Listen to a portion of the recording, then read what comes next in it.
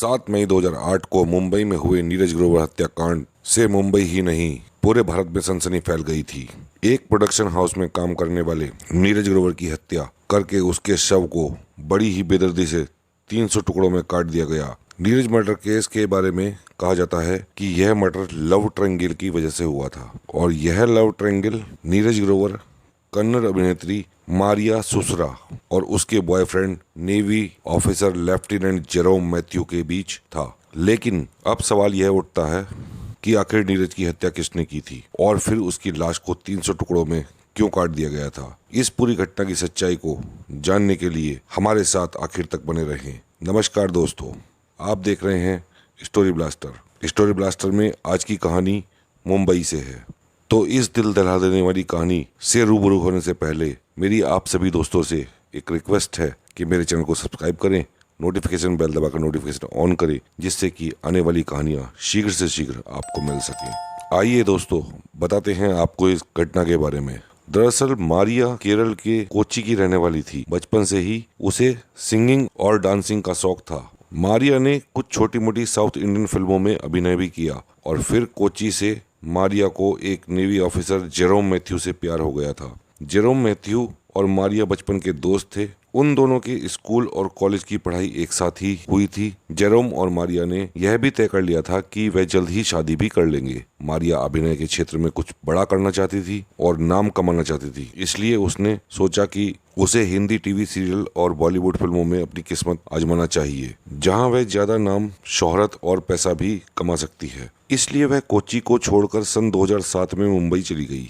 मुंबई पहुंचने के बाद अब मारिया के सामने बहुत सारी चुनौतियां थी, जिसमें एक सबसे बड़ी चुनौती थी उसे ठीक से हिंदी भाषा बोलनी नहीं आती थी। और यह तो जाहिर सी बात है कि हिंदी टेलीविजन और सिनेमा में काम करने के लिए साफ हिंदी बोलनी आनी चाहिए, लेकिन मारिया की हिंदी इतनी अच्छी नहीं थी। इसलिए मारिया जब टीवी और फिल्मों में काम करने के लिए मुंबई में कई प्रोडक्शन हाउस में गई, यानी कि वह स्ट्रगल कर रही थी, तो तभी ऑडिशन के समय उसकी मुलाकात नीरज ग्रोवर से हुई। यह मारिया और नीरज की पहली मुलाकात थी। नीरज ग्रोवर कानपुर के एक सामान्य परिवार से आते थे और लगभग 25 साल के युवा थे। उनके परिवार वालों को बड़ी आशा थी नीरज से। नीरज के पिता अमरनाथ ग्रोवर एक छोटे व्यापारी थे। हालांकि ग्रोवर परिवार को पूरी आशा थी कि एक दिन उनका बेटा उनके परिवार का नाम रोशन जरूर करेगा, और वह कर भी रहा था। यानी जब साल 2008 में स्टार प्लस पर शाहरुख खान का एक शो आया करता था, दोस्तों शायद आपको याद होगा, उस शो का नाम था क्या आप 5वीं पास से तेज हैं, और नीरज ग्रोवर इस बड़े शो के प्रोडक्शन टीम में थे। एक दिन नीरज ग्रोवर किसी सीरियल का ऑडिशन ले रहे थे, तभी ऑडिशन के लिए मारिया सुसरा भी वहां पहुंची। नीरज ने मारिया से टेस्ट के लिए हिंदी में कुछ सवाल पूछे, जिसका मारिया ठीक से जवाब नहीं दे पाई क्योंकि उसकी हिंदी ज्यादा अच्छी नहीं थी। नीरज ने मारिया से कहा कि हमें हिंदी बोलने वाले लोगों की जरूरत है, क्योंकि यह सीरियल हिंदी में है और अगर कुछ भी आपके लायक होगा तो हम आपको जरूर देंगे। इतना कहकर नीरज वहां से चला गया। इसके बाद मारिया ने नीरज के ऑफिस के ही किसी व्यक्ति से नीरज का नंबर ले लिया और फिर कुछ दिनों के बाद मारिया ने नीरज को फिर से कॉल किया और ऑफिस में हुई अपनी मुलाकात के बारे में बताया। नीरज ने मारिया को पहचान लिया। फिर इन दोनों में कुछ बातें हुई और इस फोन कॉल के बाद धीरे धीरे मारिया और नीरज के बीच फोन पर बातचीत का सिलसिला बढ़ने लगा। फिर दोनों की बातचीत मुलाकात में बदल गई, यहाँ तक कि कुछ दिनों के लिए मारिया नीरज के अपार्टमेंट में भी रही। मारिया ने अपने कोच्चि के बॉयफ्रेंड जेरोम मैथ्यू को नीरज के बारे में बताया। मारिया ने उसे बताया कि नीरज मुंबई में उसे काम दिलाने में मदद कर रहा है और उसने जेरोम से यह भी बताया कि नीरज का उस पर क्रश है। लेकिन मेरी तरफ से ऐसा कुछ भी नहीं है, क्योंकि जेरोम मैथ्यू शक्की किस्म का इंसान था। उसे मारिया और नीरज की दोस्ती वाले रिश्ते पर बिल्कुल भी भरोसा नहीं था। उसे लगता था कि उसकी गर्लफ्रेंड मारिया उसे धोखा दे रही है। जेरोम को नीरज और मारिया की दोस्ती बिल्कुल भी पसंद नहीं थी, लेकिन वह मारिया से कुछ कह भी नहीं पाता था। और फिर साल 2008 में 6 मई को मारिया ने मुंबई के मलाड इलाके में एक नया फ्लैट ले लिया। मारिया ने शिफ्टिंग के लिए नीरज से मदद मांगी। नीरज भी उसकी मदद के लिए तैयार हो गया और वह रात 10 बजे के करीब मलाड में मारिया के फ्लैट पर पहुंचा और उसका सामान रखवाने में उसकी मदद करने लगा। और ठीक उसी समय मारिया के मोबाइल पर उसके बॉयफ्रेंड जेरोम का कोच्चि से कॉल आ गया। वह जेरोम से बात करने लगी। उसने जेरोम को बताया कि वह मलाड वाले फ्लैट में शिफ्ट हो गई है। तभी जेरोम को मारिया की तरफ से किसी मर्द की आवाज सुनाई दी। उसने मारिया से पूछा, क्या तुम्हारे साथ तुम्हारे फ्लैट में कोई और भी है? मारिया ने कहा कि हाँ, नीरज है। फिर जेरोम ने पूछा कि वह इतनी रात को तुम्हारे फ्लैट पर क्या कर रहा है। तो मारिया ने जवाब दिया कि वह सामान रखवाने में मेरी मदद कर रहा है। जेरोम ने मारिया से कहा कि नीरज को अपने रूम पर मत रुकने देना, उसे यहाँ से वापस भेज देना। जेरोम उस रात मारिया के रूम पर नीरज के होने से बेचैन हो गया था। उसने रात 11:30 बजे के आसपास दोबारा फिर से मारिया को कॉल किया, क्योंकि वह यह कंफर्म करना चाहता था कि नीरज मारिया के फ्लैट से चला गया या नहीं। लेकिन मारिया ने अपने बॉयफ्रेंड जेरोम को कुछ भी जवाब देने के बजाय अपना फोन ही बंद कर दिया और मारिया की इस हरकत से जेरोम गुस्से से पागल हो गया। जेरोम ने उसी समय यह तय कर लिया था कि वह मुंबई मारिया के फ्लैट पर जाएगा। मारिया जब मलाड शिफ्ट होने वाली थी तो उसने अपने फ्लैट का एड्रेस जेरोम को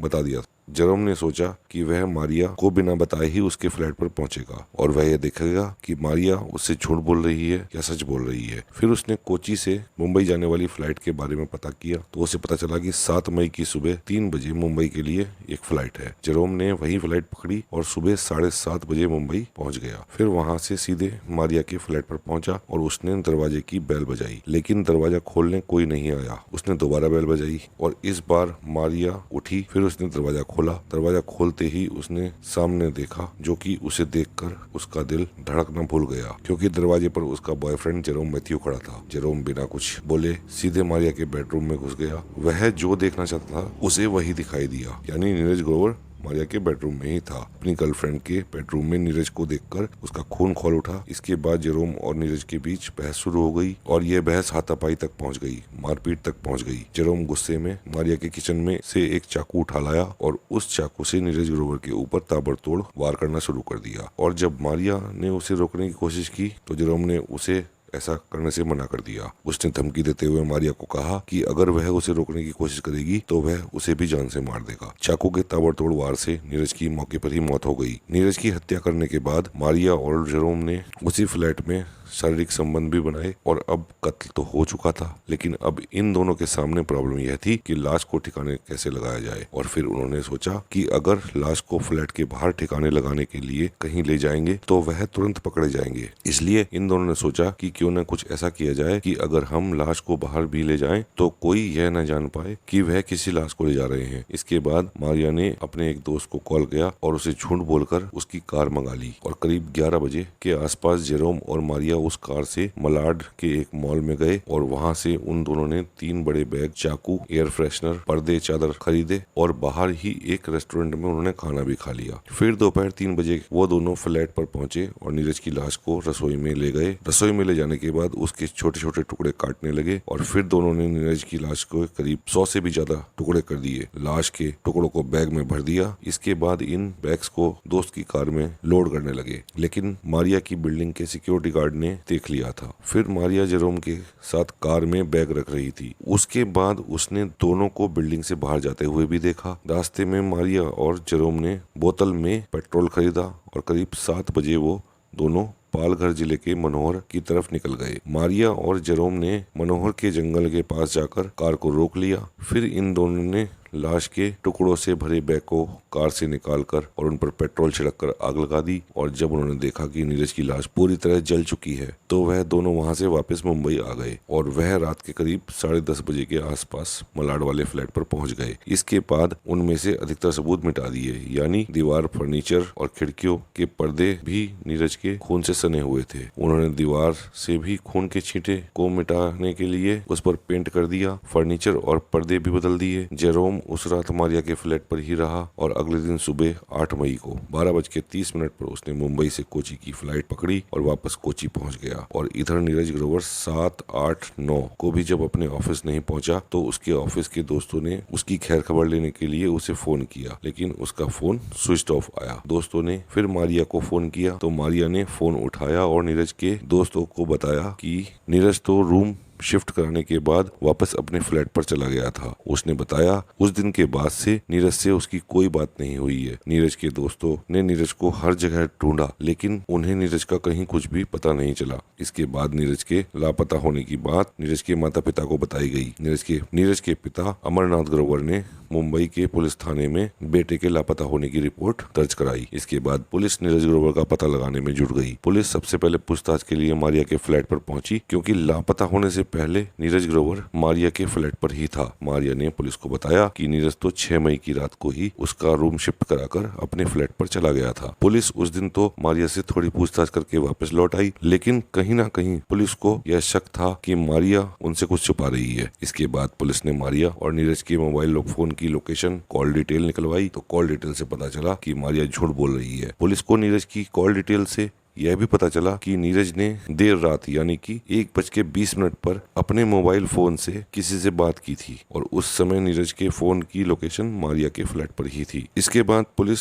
एक बार फिर से मारिया के फ्लैट पर पहुंची और अब इस बार वहां के सिक्योरिटी गार्ड से भी पूछताछ करती है। सिक्योरिटी गार्ड ने पुलिस को बताया कि उसने 7 मई की सुबह को मारिया और उसके एक दोस्त को कार में बैग रखते हुए देखा था। इसके बाद पुलिस मारिया के पास पहुंची और इस बार पुलिस ने मारिया से नीरज के बारे में कड़ाई से पूछताछ की और मारिया अब यह जान चुकी थी कि अब उसका खेल खत्म हो चुका है, तो उसने पुलिस के सामने अपना जुर्म स्वीकार किया। लेकिन उसने यह बताया कि नीरज की हत्या उसने नहीं की है, हत्या तो उसके बॉयफ्रेंड जेरोम मैथ्यू ने की है। इसके बाद कोची से नेवी ऑफिसर जेरोम मैथ्यू को भी अरेस्ट कर लिया गया और इस तरह से नीरज ग्रोवर हत्याकांड की गुत्थी सुलझनी शुरू हो गई। नीरज का फोन भी मारिया के पास से बरामद कर लिया गया था। उस कार को भी पुलिस ने अपने कब्जे में ले लिया जिससे लाश के ठिकाने लगाया गया था। उस कार में भी कई जगहों पर खून के धब्बे मिले थे। इसके बाद फॉरेंसिक टीम मनोहर के उस जंगल में भी गई जहां उन दोनों ने नीरज की लाश को जलाया था। फॉरेंसिक टीम को वहां से कुछ इंसानी दांत और हड्डियां भी मिली। फिर इन हड्डियों का और कार में मिले खून के धब्बों का नीरज के परिवार से डीएनए मैच कराया गया और डीएनए में यह सुनिश्चित हो गया कि यह अवशेष नीरज के ही थे। इसके बाद इन सारे सबूतों को कोर्ट में पेश किया गया। फिर इस घटना के 3 साल बाद यानी कि 2011 में जुलाई के महीने में मुंबई सेशन कोर्ट ने दोनों पक्षों की दलीलें सुनकर और सभी गवाहों और सबूतों के आधार पर अपना फैसला सुनाया। कोर्ट ने कहा कि यह हत्या पहले से सुनियोजित नहीं थी, यानी जेरोम ने गुस्से में आकर नीरज का कत्ल किया क्योंकि वह अपने साथ किसी भी तरह का कोई हथियार नहीं लेकर आया था। इसके बाद कोर्ट ने जेरोम मैथ्यू को सबूत मिटाने और गैर इरादतन हत्या का दोषी पाते हुए उस पर जुर्माना लगाया और 10 साल के कारावास की सजा सुनाई। साथ ही मारिया भी कठोर सजा पाने से साफ बच गई। उसने कोर्ट से कहा कि वह बेकसूर है। मारिया ने कहा कि उसने जब जेरोम को नीरज का कत्ल करने से रोकना चाहा तो जेरोम ने उसे भी जान से मारने की धमकी दी, जिसके बाद वह डर गई और कुछ भी नहीं कर पाई। इसके बाद कोर्ट ने मारिया को केवल सबूतों को मिटाने का दोषी पाते हुए मात्र 3 साल की सजा सुनाई और जिस दिन मारिया को सजा सुनाई गई थी, मारिया उसी दिन जेल से बाहर आ गई और उसका कारण यह था क्योंकि वह ट्रायल के दौरान 3 साल से भी ज्यादा का समय जेल में बिता चुकी थी। वह शुरू से ही पुलिस की गिरफ्तारी के बाद से ही जेल में बंद थी और कोर्ट का फैसला आने में 3 साल से भी ज्यादा का समय लग गया था। हालांकि नीरज ग्रोवर के माता पिता इस फैसले से बहुत दुखी हुए थे। उन्होंने कहा कि जो मुख्य दोषी थी वह जेल से बाहर आ गई है। नीरज के पिता अमरनाथ ग्रोवर ने कहा कि नीरज की हत्या पहले से ही प्लान की गई थी। उन्होंने कहा कि मारिया ने उसके बेटे नीरज से बदला लिया था क्योंकि नीरज ने मारिया को काम नहीं दिलाया था। नीरज के दोस्तों ने भी यही कहा था कि मारिया ने नीरज का फायदा उठाया था। नीरज के माता पिता ने कोर्ट के इस फैसले पर कहा कि हम इतने सक्षम नहीं हैं कि कोर्ट के इस फैसले को हाई कोर्ट में, सुप्रीम कोर्ट में चुनौती दे सकें और इसके बाद इस फैसले के खिलाफ किसी भी अदालत में किसी ने भी कोई चैलेंज नहीं किया और साल 2018 में जेरोम मैथ्यू भी जेल से बाहर आ गया और कोर्ट के इस फैसले के तुरंत बाद डायरेक्टर राम गोपाल वर्मा ने इस हत्याकांड पर एक फिल्म बनाई और फिल्म 19 अगस्त साल 2011 को यह फिल्म सिनेमाघरों में रिलीज हुई और इस फिल्म का नाम नॉट ए लव स्टोरी था। राम गोपाल वर्मा ने कहा कि मारिया सुसरा को यह फिल्म एक बार जरूर देखनी चाहिए और इस तरह एक लड़की जो मुंबई में हिंदी फिल्मों में काम करने के लिए आई थी, उसने कभी यह सोचा नहीं होगा कि आने वाले समय में उस पर फिल्म बन सकती है। दोस्तों, इस घटना को सुनाने का उद्देश्य किसी का दिल दुखाना नहीं है, किसी को परेशान करना नहीं है, बल्कि आपको जागरूक करना है, आपको सचेत करना है। दोस्तों, इस पूरी घटना के बारे में आपकी क्या राय है कमेंट बॉक्स में ज़रूर बताएं और जाने से पहले मेरे चैनल को सब्सक्राइब करके जाएं। हमारी मेहनत पसंद आई हो तो वीडियो को लाइक भी ज़रूर करें, शेयर ज़रूर करें, नोटिफिकेशन बेल दबाकर नोटिफिकेशन ऑन करें जिससे आने वाली कहानियाँ शीघ्र से आपको मिल सके। तो दोस्तों, मिलते हैं जल्द ही अगली कहानी में। जय हिंद, जय भारत।